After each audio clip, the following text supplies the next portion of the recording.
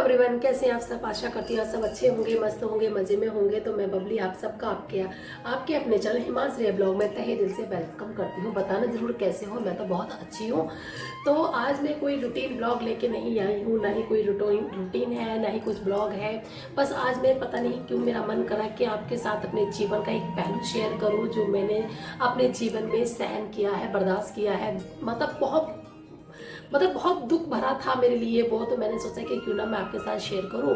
तो आज मैं आपके साथ करने वाली हूँ शेयर अपनी प्रेगनेंसी जर्नी, कि मैंने अपनी प्रेगनेंसी में क्या कुछ झेला, क्या मेरे साथ हुआ। और ऐसा कहूँ ईश्वर किसी के साथ ना हो, किसी के साथ क्या, मैं तो कहूँ ईश्वर अगर मेरा कोई दुश्मन भी है ना, वैसे मैं किसी से दुश्मनी नहीं रखती, लोग रखने वाले रखते होंगे। मैं तो कहती हूँ ईश्वर अगर कोई मेरा दुश्मन भी हो ना खुदावा, तो उसको भी ना, सच्ची बता रही हूँ, ऐसा दुख ना देना जो मेरे को मिला। तो बस मैं तो ईश्वर से यही दुआ करती हूँ। अगर आप मेरे चैनल पर पहली बार विजिट कर रहे हैं तो प्लीज़ मेरे चैनल को सब्सक्राइब कर दें। उसके बराबर में छोटी सी जो घंटी होती है ना, उसको प्रेस कर दें ताकि जब भी कोई वीडियो डालूँ उसका फर्स्ट नोटिफिकेशन आप सबको मिल सके। तो शुरू करते हैं अपनी प्रेगनेंसी जर्नी। तो ये जो जर्नी है ना, मुझे इस प्रेगनेंसी का, ये मेरी सेकंड प्रेगनेंसी थी। हिमांश मेरा उस टाइम 2 साल का था। हम घूमने भी गए हुए थे। तो जब हम घूमने के लिए गए थे तो मैं प्रेग्नेंट थी, पर मुझे नहीं पता था कि मैं प्रेग्नेंट हूँ। और फिर मैं वहाँ से, हम घूम के भी आ, गंगटोक घूमने के लिए गए थे, हम वहाँ से भी आ गए। तो वहाँ से आने के बाद मैंने फिर चेक करा, तभी मुझे नहीं पता, तभी कंफर्म नहीं हो रहा था कि मैं प्रेग्नेंट हूँ, क्योंकि पीरियड भी मुझे नहीं आ रहे थे।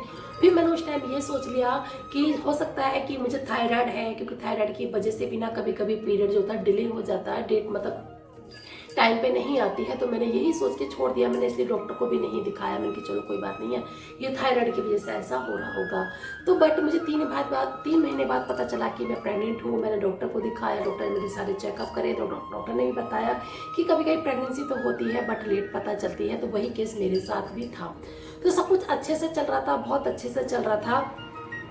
और अच्छे से फिर ये समझ लीजिए, फिर अक्टूबर नवंबर का टाइम आ गया। उस टाइम मुझे करीब पौने सात की मेरी प्रेगनेंसी थी। उसी टाइम मेरे 2 भाइयों की शादी थी। एक भाई की शादी थी मेरी अक्टूबर में, एक भाई की शादी थी मेरी नवंबर में। और उसी टाइम मेरे जो हस्बैंड है ना, उनकी बड़ी बहन की यहाँ भी शादी थी। उनके 2 बच्चों की शादी थी, बेटा और बेटी की। उनके यहाँ भी अक्टूबर और नवंबर में शादी थी। अब मेरे बड़े भाई की शादी बहुत अच्छे से जाती है, शॉपिंग वॉपिंग बहुत अच्छे से हो जाती है, भाभी भी घर आ जाती है, सब कुछ हैप्पी होते हैं। फिर उसके बाद जो मेरी ननंद होती है, उनकी बेटी की शादी होती है। तो मेरी जो ननंद है ना, उनकी यहाँ मैं शादी में नहीं जा पाती क्योंकि प्रेगनेंसी थी। मुझे पौने 7 महीने थे। तो सबने मना कर दिया था कि बबली को वहाँ शादी में मत भेजना, तुम अकेले ही चले जाना। तो मेरे हस्बैंड जो थे ना, मतलब मेरे ससुराल से और लोग गए थे, मेरे हस्बैंड गए थे, बस मैं नहीं गई थी अपने ननंद के यहाँ शादी में। 2 शादी थी, दोनों में से मैं किसी के यहाँ नहीं गई थी। और उसी बीच में अपने ससुराल भी पहुँच गई थी कुछ दिन के लिए, क्योंकि बहुत टाइम मुझे मैके में हो गया था। फिर मैंने सोचा कि चलो थोड़े दिन मैके ससुराल भी घुमाते हैं। तो ससुराल चली गई। फिर आ गया छोटे भाई की शादी का टाइम आ गया नवंबर का। और उसके बीच मतलब ये समझिए सब कुछ तैयारी व्यारी बहुत अच्छे से चल रही थी। और दिन आ गया शादी का, और सब कुछ बहुत खुश थे, हम भी बहुत खुश थे। अच्छे से रेडी हुए और निकल गए बारात लेके घर से। और बारात लेके जब जाते हैं ना, तो आपको पता है कि कुआं पूजन की रस्म होती है हमारी साइड में, आपके यहाँ भी होती होगी। तो बस कुआं पूजन के लिए सब जा रहे थे, मैं भी साथ में चली गई। बस मेरा जाते हुए कुछ ही दूर गई थी मैं, बस मेरा पैर थोड़ा सा ना इस तरीके से मुड़ गया था। तो फिर मेरे हस्बैंड ने पूछा क्या हो गया। मेरे साथ में मेरे मामा की लड़की थी, वो मेरे साथ पूरे टाइम तक रही। तो उसने कहा कि दीदी क्या हो गया। मैंने कहा कुछ नहीं, बस पैर मुड़ गया मेरा, बस मैं ना गिरी थी ना ही कुछ था, कुछ नहीं हुआ था। और फिर मेरा पैर जो थोड़ा सा मुड़ गया था, तो मेरे पैर में हो गया था फ्रैक्चर। डॉक्टर को दिखाया, सब कुछ मतलब, फिर मेरे पैर पे प्लास्टर चढ़ गया। फिर कुछ दिन तक मैं ससुराल में रही, भाभी घर पर आ गई। मैंने कुछ भी फंक्शन का अटेंड नहीं किया, बस मेरे हस्बैंड ने अटेंड किया। जो भी किया मैंने कुछ नहीं किया। मेरे पैर में इतना दर्द, मतलब समझ सकते हो फ्रैक्चर होता है तो कितना दर्द होता है। तो फिर हम मतलब मेरे चढ़ गया प्लास्टर। कुछ दिन ससुराल में रही। फिर मुझे दिल्ली भी जाना था क्योंकि मुझे डॉक्टर को भी दिखाना था। तो फिर हम दिल्ली पहुंच गए। कम से कम मैं 1.5 महीने बाद दिल्ली पहुंची। फिर 1-1.5 महीने बाद फिर मैंने डॉक्टर को दिखाया। पैर पे मेरा प्लास्टर चढ़ा हुआ था और मैं डॉक्टर के पास चक्कर लगा रही थी। फिर डॉक्टर के पास, फिर डॉक्टर ने पूछा कि पैर में क्या हो गया, भाई ऐसी कंडीशन में तुम्हारे पैर में क्या हो गया। मैंने बताया कि नहीं डॉक्टर कुछ नहीं, बस थोड़ा सा फ्रैक्चर हो गया, पैर की शादी थी तो थोड़ा सा पैर मुड़ गया था। उन्होंने कहा भाई इतना ध्यान रखो थोड़ा सा। तो बस कुछ नहीं, फिर अपना डॉक्टर को दिखाया। डॉक्टर ने कहा तुम्हारे एक अल्ट्रासाउंड होना था क्योंकि तुम्हारे अल्ट्रासाउंड का टाइम हो चुका है। तो अल्ट्रासाउंड मेरा हुआ। तो डॉक्टर ने कहा कि एक अल्ट्रासाउंड और करा लो, क्योंकि उस अल्ट्रासाउंड में थोड़ा सा डॉक्टर समझ में नहीं आ रहा था डॉक्टर के। तो फिर एक और कराया था, उन्होंने सोचा क्या पता इस अल्ट्रासाउंड में जो आया है वो अगले अगले नेक्स्ट जो हम अल्ट्रासाउंड कराए तो उसमें नहीं आया, हो सकता है उसमें सब कुछ क्लियर हो जाए। तो दूसरा अल्ट्रासाउंड भी सेम मेरे पहले वाले अल्ट्रासाउंड के जैसा ही आया। तो उन्होंने अपने स्टाफ को भी दिखाया, सबको दिखाया, सबसे बात की, तो सबने मुझसे बहुत सारे सवाल किए, सबको मैंने अपने उन सवालों के मैंने जवाब भी दे दिए। फिर उन्होंने कहा अपने हस्बैंड को दिखाओ, तो सॉरी हस्बैंड को बुलाओ। तो हस्बैंड को बुलाया गया तो उन्होंने बताया कि केस ये है कि तुम्हारी जो प्रेगनेंसी है, जो बच्चेदानी है ना, उसमें जो पानी है ना बहुत ज़्यादा हो चुका है, जो नॉर्मल पानी होता है उससे कई गुना ज़्यादा पानी है। और ये बच्चे की मूवमेंट बिल्कुल ये समझ में नहीं आ रहा इतना पानी क्यों हो गया। तो हमने कहा डॉक्टर एक बात समझ में नहीं आती कि 6 महीने की प्रेगनेंसी में अभी तक भी ऐसा ऐसा कुछ भी नहीं हुआ था, अचानक 1 महीने में ही इतना बड़ा केस कैसे बन गया। डॉक्टर ने कहा कभी कभी हो जाता है कि सबको 6-7 महीने तक प्रेगनेंसी बिल्कुल ठीक रहती है, कोई प्रॉब्लम नहीं होती है, बाद में सब पता नहीं गड़बड़ हो ही जाती है प्रेगनेंसी में। तो उन्होंने कहा कि एक काम करो आप एम्स हॉस्पिटल में दिखा दो। उन्होंने मुझे रेफर लेटर लिख के दे दिया। तो फिर क्योंकि मेरा जो ट्रीटमेंट चल रहा था ना वो गवर्नमेंट हॉस्पिटल में चल रहा था, क्योंकि जिनकी गवर्नमेंट जॉब होगी दिल्ली में उनको पता होगा, क्योंकि उनका एक स्पेशल हॉस्पिटल मेडिकल सुविधा हमें मिलती है, तो उसी सुविधा के में ये हॉस्पिटल आता था। तो वहाँ हमने दिखाया तो उन्होंने हमें रेफर कर दिया एम्स हॉस्पिटल है। एम्स में हम गए, उन्होंने सारे अल्ट्रासाउंड करे, सारे चेकअप करे, तो उसने भी यही बताया कि बच्चेदानी में पानी बहुत ज़्यादा हो चुका है और हम ये केस नहीं ले सकते, क्योंकि बच्चा जब डिलीवर होगा तो उसको वेंटिलेटर की जरूरत पड़ेगी, जो कि हमारे पास नहीं है। तो उन्होंने भी मेरा केस लेने से मना कर दिया। फिर हम गए थे साकेत के जो साकेत में है एक एम्स हॉस्पिटल जो बहुत बड़ा है, वहाँ भी उसने सारे चेकअप करे, अल्ट्रासाउंड करे, उसने ही मेरा केस लेने से मना कर दिया। उसने वही सेम जवाब दिया कि हमारे पास वेंटिलेटर खाली नहीं है।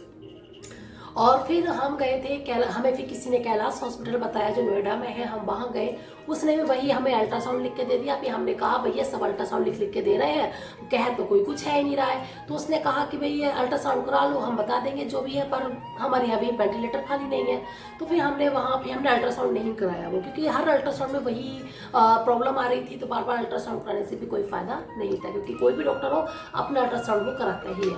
तो हमने फिर वहाँ से भी हम नोएडा से वापस आ गए। फिर मेरे मैके में फ़ोन करा, मेरे हस्बैंड ने फ़ोन करा, तो मेरे भाई से बात हुई थी, तो मेरे भाई ने कहा कि एक काम करो आप, मेरे भाई से बात हुई, मेरी मम्मी से, मेरी मौसी जी से। मेरे हस्बैंड रोने लगे थे कि यहाँ पे सबने मना कर दिया केस लेने के लिए, मैं क्या करूँ, कि बच्चे को चाहे भले कुछ भी हो जाए मुझे कोई फ़र्क नहीं पड़ता, बस मेरी बीवी सही सलामत रहनी चाहिए। तो उन्होंने कहा, मेरे घर वालों ने यही कहा कि हम तुम्हें यही कहेंगे कि तुम फटाफट से मुरादाबाद आ जाओ, हम यहाँ पे किसी न किसी डॉक्टर को दिखा लेंगे, कि कुछ तो यहाँ पे बताए गए ही डॉक्टर। तो हम फटाफट से, मेरे हस्बैंड की जो ना था गाड़ी चलाने की वाली कंडीशन नहीं थी, तो मेरे हस्बैंड ने घर फोन कर दिया था, ससुराल से मेरे जेठ आ गए थे, जेठ गाड़ी चला के लेके गए थे, हम पहुंच गए मुरादाबाद। और जिस दिन हम पहुंचे तो उस दिन पहुंच गई थी मैं अपने मैके। फिर हमने अगले दिन को दिखाया डॉक्टर को, तो डॉक्टर ने भी उसने भी कुछ अल्ट्रासाउंड लिखे, कुछ चेकअप वगैरह लिखे, तो उसने बताया कि ये बच्चेदानी में जो पानी है ये इसलिए ज़्यादा है, या तो माँ को डायबिटीज़ होगी, या बच्चे की रीढ़ की हड्डी पे फोड़ा होगा, या बच्चे की खाने की जो नली होती है वो ब्लॉक होगी।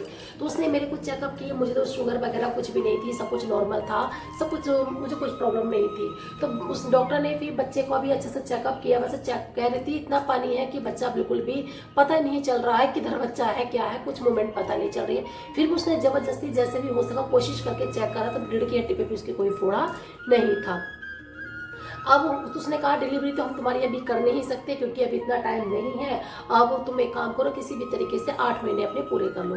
पर 8 महीने पूरे करना मेरे लिए इम्पॉसिबल था। और ये समझ लिए यहाँ मेरे पैर पे अभी भी प्लास्टर चढ़ा हुआ है मेरे पैर पर, उसी प्लास्टर में ही चढ़े हुए पे मैं यहाँ वहाँ भागी फिर रही थी।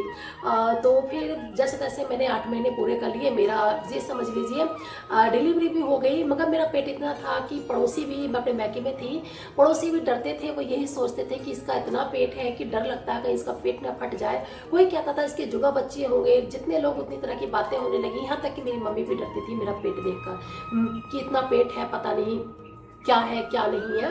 तो वो दिन भी आ गया कि मेरी डिलीवरी भी, मतलब डॉक्टर के पास में गई, डॉक्टर ने मुझे एडमिट कर लिया, क्योंकि मेरे जो टाँके थे ना वो बहुत ज़्यादा खिंचा उन पर पड़ने लगा था। डॉक्टर ने कहा ऐसे तो पेट फटने का डर है, अंदर अंदर टाँके खुल जाएंगे, वो बहुत ज़्यादा रिस्की हो सकता है, आप एक काम करो आप एडमिट हो जाओ।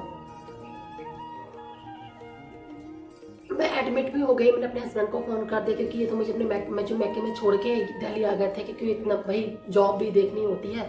तो हिमांश मेरे ही पास था, तो मैं एडमिट हो गई थी और हिमांश को मैंने अपनी उसकी नानी के घर पर छोड़ दिया था और मैं हॉस्पिटल में एडमिट थी। मेरे साथ थी मेरी भाभी। तो फिर अगले दिन मेरी डिलीवरी होनी थी, फिर मुझे मतलब रेडी करके ओटी में लेकर चले गए और डिलीवरी मेरी हो गई थी। और डिलीवरी होने के बाद ये समझ लीजिए मुझे होश था क्योंकि बस आँख का तो सुन करते हैं, बेहोश तो कोई करता नहीं, डॉक्टर सुन करते हैं, तो सुन मुझे करा था। तो बच्चा नहीं रो रहा था, तो मैंने डॉक्टर से पूछा कि डॉक्टर साहब ये बच्चा क्यों नहीं रो रहा है। तो डॉक्टर ने कहा कि यही हम नोटिस कर रहे हैं कि आखिरकार बच्चा क्यों नहीं रो रहा है। तो उन्होंने बहुत कोशिश करी, जो भी प्रोसीजर होते हैं बच्चे को रुलाने के उन्होंने पूरे कर लिए, उनका बच्चा फिर भी नहीं रोया। तो उन्होंने बच्चे को कहा कि बच्चे को वेंटिलेटर की ज़रूरत है, तो उन्होंने नर्सरी में उसको एडमिट कर दिया। वेंटिलेटर पर मेरा बेटा हुआ था, इतना उन्होंने मुझे बताया था कि बेटा हुआ है, तो वो वेंटिलेटर पर उसको एडमिट कर दिया। अब वो एडमिट हो गया था और मुझे रूम में शिफ्ट कर दिया गया था। तो उसके बाद डॉक्टर अगले दिन को मेरे पास आई, तो मेरे एक पीठ मुझसे बोली कि वाह बेटा वाह, तेरे अंदर बहुत हिम्मत है। मैंने कहा डॉक्टर साहब ऐसा क्या हो गया। तो उन्होंने कहा सही में तेरे पेट में इतना पानी था कि मैं तुझे बता नहीं सकती। हमारा पूरा स्टाफ यही कह रहा था कि इस लड़की में कितनी हिम्मत है जो इतना कुछ ये झेल रही थी। तो ये समझ लीजिए, एक चीज़ और मैं बताना भूल गई, जब बेहोश करने के लिए जब इंजेक्शन लगता है ना, तो रीढ़ की हड्डी में लगता है। जिनका सी सेक्शन हुआ होगा उनको पता होगा। तो रीढ़ की हड्डी में लगता है तो आगे को झुकना पड़ता है, तो तब जाकर वो रीढ़ की हड्डी में इंजेक्शन लगता है। जब मेरे को इंजेक्शन लग रहा था ना, तो मुझसे झुका भी नहीं जा रहा था। सोचिए 8वें महीने में 9 महीने से भी ज़्यादा का पेट होगा तो एक लेडी कैसे झुकेगी। एक डॉक्टर मुझसे कह रहा झुको मैडम झुको, मैंने कहा डॉक्टर साहब मुझसे नहीं झुका जा रहा। तो उसमें से स्टाफ में से एक डॉक्टर बोला कि सर ये झुकेगी कैसे, पहले इसका पेट तो देख लो कितना है। तो मुझे आप झूठ मानोगे, 4 लोगों ने मेरे कंधों पर जोर डाल के मुझे आगे को झुकाया, तब जाके मेरे वो इंजेक्शन लगा, तब मेरा शरीर जो था नीचे से पूरा सुन हुआ था, तब मेरी डिलीवरी हुई थी। तो वो डॉक्टर आई थी, तो उसने मुझसे पता है क्या कहा, उसने कहा ऐसा केस हमने पहली बार देखा है अपनी लाइफ में कि जब बच्चा डिलीवर करने के लिए जब हमने तुम्हारे पेट पे जब कट लगाया था, तो बच्चा हमें कुछ नहीं दिखा। पहले तो तुम्हारे पेट से ऐसे पानी निकला, जैसे कह रहे जैसे फुवारा सा चलता है ना, यानी इस तरह से ऐसे लग रहा था जैसे किसी ने नल का खोल दिया, फटाफट बड़े ऐसा फुर्र से ऐसे पानी निकला। और कह रही जब पानी निकलना खत्म हो गया तब हमने बच्चे को अंदर से निकाला। और वो कह रही थी हमारी पूरी ओटी में पानी पानी ही हो गया। कह रही ऐसा केस मेरी लाइफ में पहली बार था, इतना पानी था मेरे पेट में। तो ये समझ लीजिए, जब पानी नॉर्मल पानी होता है तो कभी इस तरह से पानी नहीं निकलता है, और जब नॉर्मल से ज़्यादा पानी होता है ना तो ऐसे पानी निकलता है पेट से। तो मैं बहुत शौक रह गई थी कि इतना पानी था मेरे पेट में और मैं इतना कुछ झेल रही थी। तो वो डॉक्टर भी कह रही थी कि हाँ तुम इतना कुछ झेल रही थी, इसलिए। तो बच्चा तो मेरा, फिर डॉक्टर वो चली गई। फिर कुछ देर बाद मेरे रूम में जो सफाई कर्मचारी होते हैं वो आए, उन्होंने रूम की साफ़ सफाई करी। तो वो भी कह रहे थे कि मैडम हमने भी अपनी लाइफ में पहला केस ऐसा देखा है कि आपका पेट का जो पानी था ना वो ओटी के बाहर बह रहा था, इतना पानी था आपके पेट में। दिन बाद मेरी भी छुट्टी हो जाती है, मैं घर पहुंच जाती हूँ। घर पहुंचने के बाद 1-2 दिन हो जाते हैं, मैं अपने हस्बैंड से कहती हूँ कम से कम बेटे को तो देख आओ हॉस्पिटल जाके। वो कैसा आता, कह रहे नहीं जाने की जरूरत नहीं है भैया, देख आते हैं उसको। मैंने कहा अच्छा। तो फिर ऐसे ही दिन बीतते चले गए, ये जाते ही नहीं थे। मैं डेली कहती थी, फिर मेरे मन में खटकने लगा कि कुछ तो है जो ये लोग मुझसे छिपा रहे हैं। तो कुछ टाइम बाद समझिए मेरी डिलीवरी को 10-12 दिन हो चुके थे। तो मेरे हस्बैंड मेरे सामने आए और मुझसे बोले आज तुम्हें एक बात बताना चाहता हूँ, बस शर्त यही है कि तुम रोगी नहीं। तो मैंने कहा ऐसी कौन सी बात है। कह रहे पहले ये बताओ तुम रोगी नहीं। मैंने कहा चलो मैं नहीं रोऊंगी, पहले बात बताओ।